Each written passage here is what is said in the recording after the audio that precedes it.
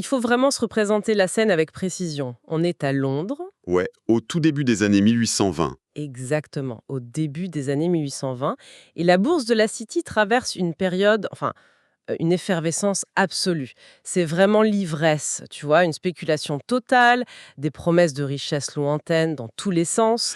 C'est un peu le Far West financier de l'époque, en fait. Bah, c'est ça. Et c'est exactement dans ce climat de frénésie totale qu'apparaît un certain Gregor MacGregor, Quel personnage. un général écossais, un aventurier pour le moins audacieux, on va dire. Il se présente carrément à la haute société britannique comme le cacique. Le monarque suprême, rien que ça. Voilà, le monarque suprême d'une contrée lointaine et merveilleuse qui serait située en Amérique centrale, le fameux royaume de Poyès. Un royaume qui, évidemment, avait tout pour plaire aux investisseurs londoniens. Mais tout à fait.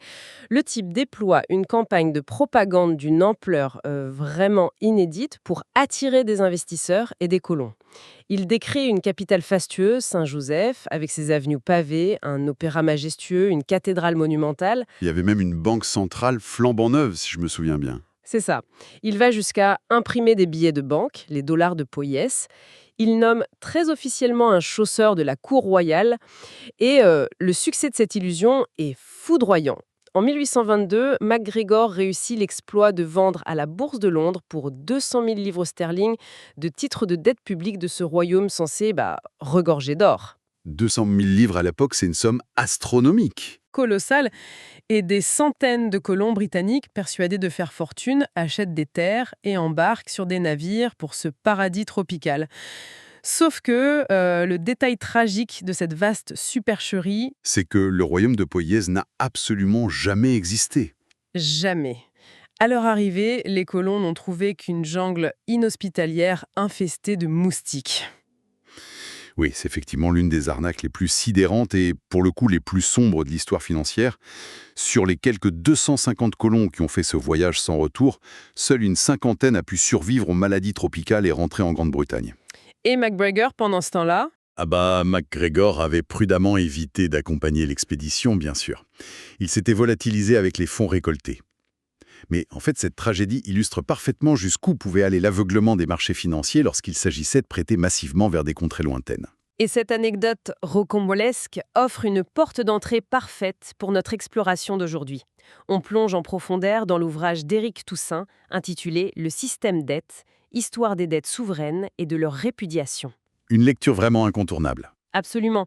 C'est une analyse qui s'adresse à quiconque s'intéresse à l'économie mondiale, à l'histoire secrète des relations diplomatiques ou tout simplement à la compréhension des véritables rouages qui se cachent derrière les grandes crises financières. Et ce, sans se noyer dans un jargon technique insupportable. C'est un point fort du livre, oui. La problématique centrale soulevée par l'auteur est assez vertigineuse en fait. La dette nationale d'un pays est-elle une simple fatalité économique, une sorte de résultat purement mathématique d'une mauvaise gestion publique, ou bien cette dette a-t-elle été délibérément forgée tout au long des 2 derniers siècles comme une arme redoutable de domination et de spoliation géopolitique? Bon, décortiquons tout ça. Par quoi on commence? Eh bien, je dirais que la grande force de cet ouvrage réside dans sa manière de renverser complètement la narration dominante à laquelle on est généralement habitué. C'est-à-dire? De nos jours, lorsqu'un pays se retrouve en défaut de paiement, que l'on pense à certaines nations d'Amérique latine, ou plus récemment à des pays comme la Grèce, l'Égypte ou la Tunisie, le discours officiel pointe presque systématiquement du doigt l'irresponsabilité du pays débiteur. Oui, on entend toujours parler de corruption locale, de dépenses étatiques excessives ou d'une incapacité chronique à gérer les finances publiques. Exactement. Or, la thèse centrale de ce livre, qui s'appuie sur une documentation historique vraiment méticuleuse, avance que les crises de la dette dans ces pays dits de la périphérie sont en réalité intimement subordonnées au cycle d'expansion et de crise des grandes puissances capitalistes du centre, c'est-à-dire les pays industrialisés du Nord. Ce qui est fascinant ici, c'est de voir comment la dette a remplacé la conquête militaire brute au XIXe siècle. C'est une théorie très séduisante qui, en quelque sorte, inverse les responsabilités. Mais n'est-ce pas un peu réducteur de blâmer uniquement les banques du Nord? L'auteur ne risque-t-il pas d'absoudre un peu vite la corruption évidente et historiquement prouvée de nombreux dirigeants locaux dans ces pays du Sud? C'est une excellente nuance à apporter, et l'auteur en est bien conscient. Il ne nie pas du tout l'existence de la corruption locale, ni la complicité des élites dirigeantes des pays emprunteurs. Au contraire, il montre très bien comment ces élites locales s'enrichissent souvent grassement au passage. D'accord, donc c'est pas tout blanc ou tout noir. Voilà. Cependant, son analyse se concentre sur l'impulsion systémique de ces crises. Il s'appuie sur la théorie des cycles économiques longs. Concrètement, lorsque les pays fortement industrialisés connaissent une phase de forte croissance, ils accumulent une surabondance monumentale de capitaux. Leurs banques regorgent de liquidités qui ne trouvent plus de rendement assez attractif sur leur propre marché intérieur. Et donc, ils cherchent de nouveaux terrains de jeu. Exactement. Pour continuer à générer du profit, ces institutions financières se tournent frénétiquement vers le sud. Elles prêtent de manière ultra-agressive à des pays en développement, souvent sans se soucier un seul instant de la viabilité réelle des projets financés. C'est la phase d'euphorie spéculative. Mais inévitablement, le cycle économique, au nord, finit par se retourner. Une crise éclate à Londres, Paris ou New York. C'est ça. Paniquées, les banques du centre resserrent soudainement le crédit, augmentent massivement les taux d'intérêt et coupent les nouveaux financements. Le piège se referme alors sur les pays du Sud. Sans accès à de nouveaux crédits pour refinancer les anciens, le défaut de paiement devient une certitude mathématique. Pour comprendre comment cette mécanique prédatrice s'opère dans les faits, je trouve que l'ouvrage détaille un cas historique tout à fait fascinant, l'emprunt mexicain de 1824. Ah oui, un cas d'école. Le contexte est crucial ici. Les pays d'Amérique latine viennent tout juste d'arracher leur indépendance face à la couronne espagnole. Le Mexique, craignant une tentative de reconquête par l'Espagne, a un besoin vital et très urgent de capitaux pour construire son appareil d'État et financer son armée. Une question de survie nationale, en somme. Le gouvernement mexicain s'adresse donc aux puissantes banques de Londres. L'État émet alors des titres de dette pour une valeur officielle de 3,2 millions de livres sterling. Mais les conditions imposées sont léonines, c'est absurde. La banque londonienne ne transfère absolument pas cette somme. Elle vend d'abord ces titres avec une décote massive à la bourse à seulement 58% de leur valeur faciale. Déjà, ça commence très mal. Et c'est pas fini. Ensuite, elle prélève des commissions colossales, des frais de gestion et des avances sur intérêt qui s'élèvent à près de 750 000 livres. Ce montant astronomique est directement empoché par les banquiers ou utilisé pour rembourser d'anciennes créances. Donc si on fait le calcul, Au final, sur les 3,2 millions de dettes officiellement contractées au nom du peuple mexicain, le gouvernement ne reçoit concrètement qu'environ 1,1 million de livres sterling dans ses caisses. C'est là que ça devient vraiment intéressant parce que ça soulève un problème juridique et mathématique majeur. le déséquilibre de cette transaction est vertigineux. La véritable tragédie mathématique pour le Mexique réside dans le calcul des intérêts. Le taux d'intérêt exigé était de 5%, ce qui peut sembler, raisonnable en apparence. Sauf que, Sauf que ce taux s'appliquait sur la valeur faciale totale de 3,2 millions de livres, et non sur le million à peine perçu. Le coût réel du crédit explosait, devenant instantanément insoutenable pour une jeune nation en construction. Ce système intrinsèquement asymétrique rendait le remboursement intégral presque impossible à long terme. c'était conçu pour échouer en fait. Ça obligeait le pays à s'endetter de nouveau, à des conditions encore pires, simplement pour réussir à payer les intérêts des dettes précédentes. C'est la définition même de la spirale infernale de la dette. Et c'est précisément lorsque le pays finit par craquer sous ce fardeau que la situation s'aggrave. Le livre explique que lorsque les nations suspendaient leurs paiements, les banquiers spéculaient sur la valeur effondrée de ces titres sur le marché secondaire. Mais comment fonctionnait exactement ce marché secondaire pour des dettes d'État à cette époque ? Le mécanisme est redoutablement simple, bien qu'il porte un nom technique, le marché secondaire. C'est en quelque sorte le marché de l'occasion pour les titres financiers. Lorsqu'un État comme le Mexique annonçait qu'il ne pouvait plus payer, la panique s'emparait des petits investisseurs qui possédaient ces titres. Donc le prix s'effondre. La valeur du titre s'effondrait en bourse, oui. Et c'est là que de grands banquiers profitaient de cette panique pour racheter ces titres pour des clopinettes, à une fraction infime de leur valeur d'origine. Une fois qu'ils avaient concentré ces dettes entre leurs mains, ces puissants créanciers utilisaient leur influence politique pour déclencher ce qu'on appelle la diplomatie de la canonnière. Ah oui, l'envoi de navires de guerre. Exactement. Ils poussaient leur propre gouvernement, comme la Grande-Bretagne ou la France, à imposer des blocus maritimes ou des interventions militaires pour forcer le pays débiteur à reprendre les paiements, mais cette fois-ci sur la base de 100% de la valeur faciale du titre. Alors qu'ils les avaient achetés pour rien du tout. C'est ça. Les profits réalisés par ces banquiers lors de la reprise des paiements pouvaient ainsi atteindre des rendements astronomiques, de l'ordre de 400%. Face à ce constat assez accablant d'un système qui semble piéger les nations souveraines dès la signature des contrats, l'ouvrage explore une parade intellectuelle et juridique absolument centrale, la doctrine de la dette odieuse. C'est vraiment l'un des piliers fondamentaux de cette analyse historique. La doctrine de la dette odieuse a été théorisée de manière rigoureuse en 1927 par un juriste international nommé Alexandre Naoumsak. Et le paradoxe fascinant de cette histoire réside dans l'identité même de cet homme. Oui, il n'était pas vraiment le profil qu'on imagine pour ce genre de concept. Sack n'était pas en rien un révolutionnaire, ni un militant altermondialiste luttant pour l'émancipation des peuples opprimés. Pas du tout. Il s'agissait d'un homme profondément conservateur, un juriste d'origine russe qui avait fui son pays lors de la révolution bolchevique. Et donc, quel était son but en écrivant ça? En rédigeant son traité juridique à Paris, son objectif premier n'était pas de libérer les États de leurs dettes, mais bien au contraire de protéger les créanciers. Il cherchait à établir un principe fondamental de continuité de l'État.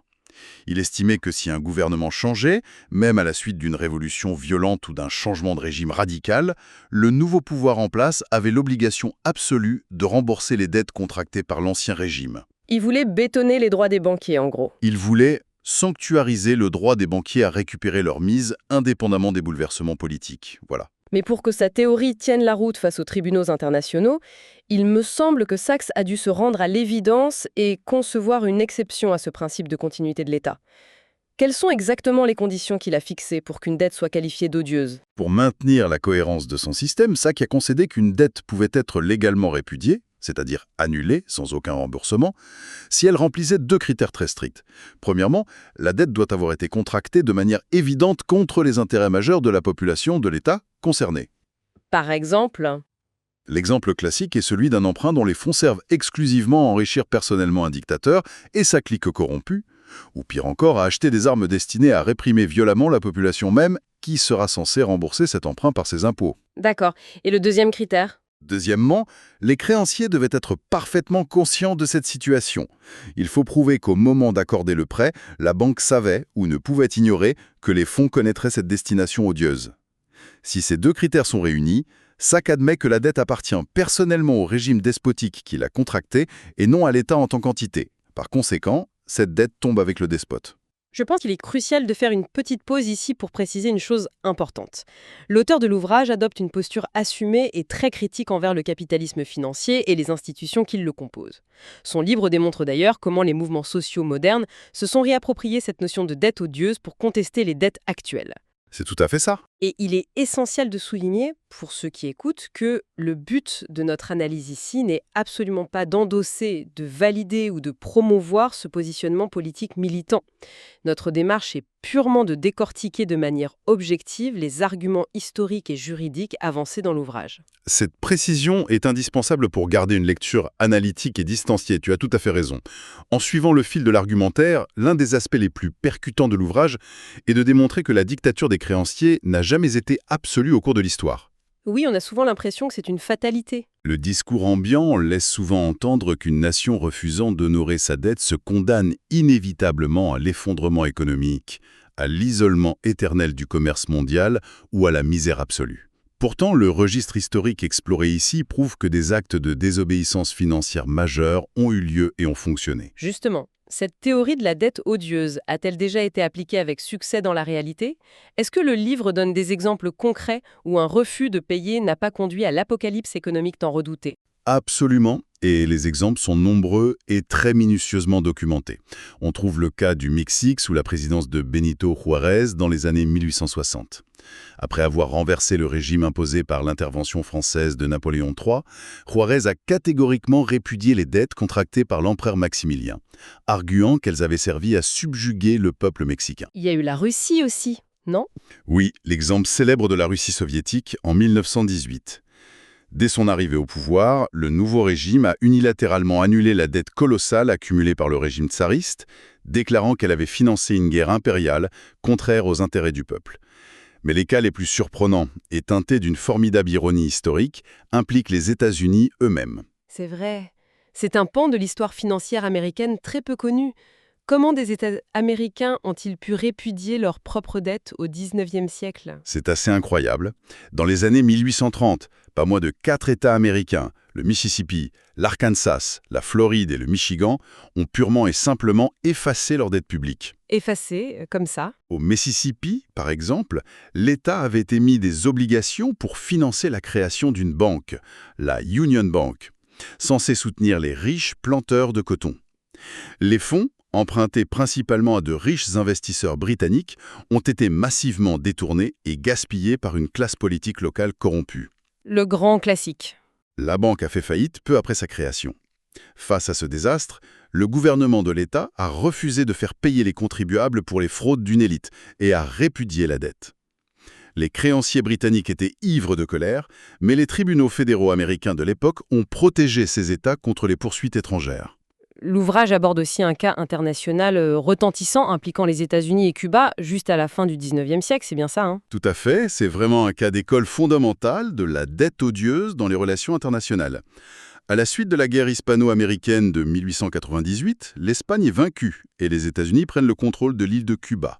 Lors des négociations du traité de paix à Paris, l'Espagne exige naturellement que les États-Unis, en tant que nouvelle puissance tutélaire de l'île, assument la lourde dette publique cubaine. Et les Américains disent non? Ils opposent un refus catégorique.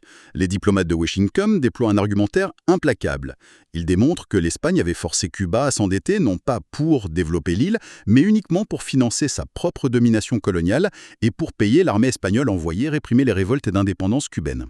Les États-Unis ont donc déclaré que cette dette, imposée par la force militaire et contraire aux intérêts vitaux du peuple cubain, n'avait aucune validité légale. C'est fascinant de voir comment le droit international a pu s'adapter à ça. On trouve également un arbitrage célèbre concernant le Costa Rica dans les années 1920, non, hein? Oui, l'arbitrage de 1923, rendu par William Howard Taft, qui était un ancien président des États-Unis, devenu arbitre international. Le Costa Rica, après avoir renversé le dictateur Federico Tinoco, refusait de rembourser une dette contractée par ce dernier auprès de la Banque royale du Canada. Et qu'a décidé Taft? Taft a statué en faveur du Costa Rica, affirmant que la Banque canadienne ne pouvait raisonnablement ignorer que l'argent prêté était destiné à l'usage personnel du dictateur corrompu et à financer sa fuite imminente du pays. Ces précédents juridiques prouvent que l'annulation de contrats financiers étatiques, lorsqu'ils sont fondamentalement illégitimes, repose sur une vraie jurisprudence solide. Au-delà de ces captivantes batailles diplomatiques du passé, la question qu'on peut se poser, c'est alors qu'est-ce que tout cela signifie au fond? En quoi la compréhension de ces mécanismes du XIXe siècle permet-elle de mieux décrypter l'économie contemporaine? Si l'on relie cela à une perspective plus globale, l'immense valeur pratique de cette exploration réside dans le changement radical de grille de lecture qu'elle offre pour analyser l'actualité immédiate. C'est-à-dire quand on allume les infos aujourd'hui? Exactement. Lorsque les médias couvrent de grandes crises de la dette souveraine, que l'on observe la situation de la Grèce soumise aux exigences strictes de la Troïka européenne, la faillite retentissante de Porto Rico face aux fonds d'investissement, ou les crises récurrentes en Argentine, le récit médiatique a souvent tendance à se focaliser sur les erreurs de gestion des populations locales accusées d'avoir vécu au-dessus de leurs moyens. Le fameux discours culpabilisateur. Ce livre fournit les outils intellectuels nécessaires pour inverser cette focale d'analyse.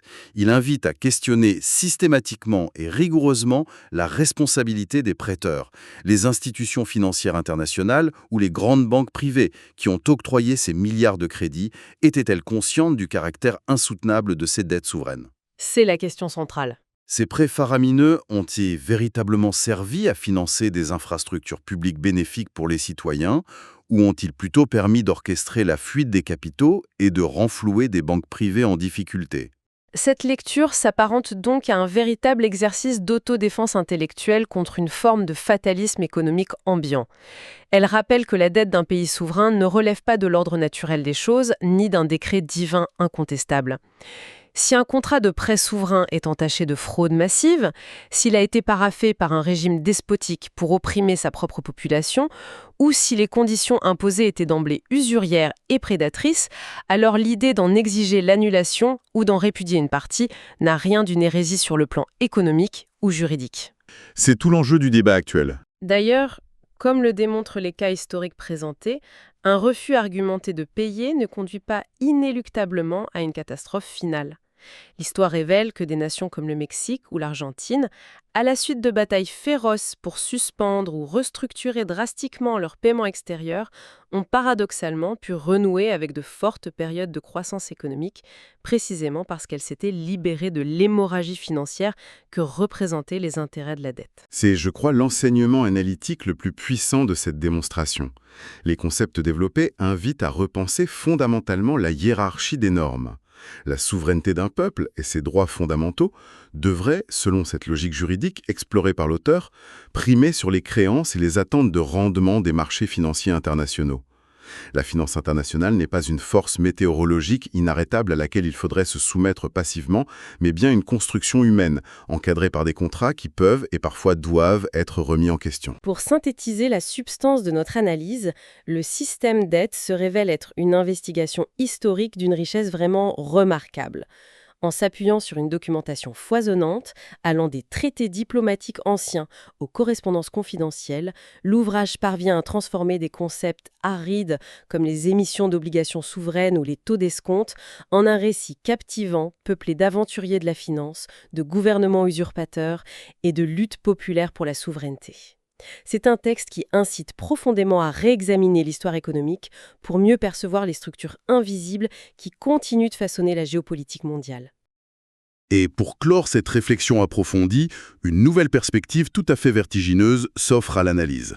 Je t'écoute. Puisque l'histoire du droit international a validé l'idée qu'une dette financière illégitime, imposée par la force ou la ruse aux pays du Sud par les puissances du Nord, peut être légalement répudiée, comment ce concept va-t-il évoluer face aux défis du XXIe siècle? Tu penses à quoi en particulier ? Plus particulièrement, qu'en est-il de ce que l'on nomme aujourd'hui la dette écologique ou climatique? Les pays en développement qui subissent de plein fouet les conséquences dévastatrices d'un réchauffement climatique historiquement causé par l'industrialisation massive du Nord, pourraient-ils un jour s'emparer de cette même architecture juridique de la dette odieuse pour exiger, cette fois-ci, des réparations environnementales et inverser définitivement le rapport de force créancier-débiteur? Ah oui, c'est une interrogation majeure qui ouvre des horizons de réflexion totalement inédits sur la justice internationale à venir. Cette plongée historique nous offre de nouvelles armes intellectuelles pour lire les prochaines crises avec un regard renouvelé et une exigence critique beaucoup plus accrue. La notion de dette odieuse reste essentielle à garder en tête lorsque les futurs plans de sauvetage feront les grands titres de l'actualité. La réflexion reste ouverte.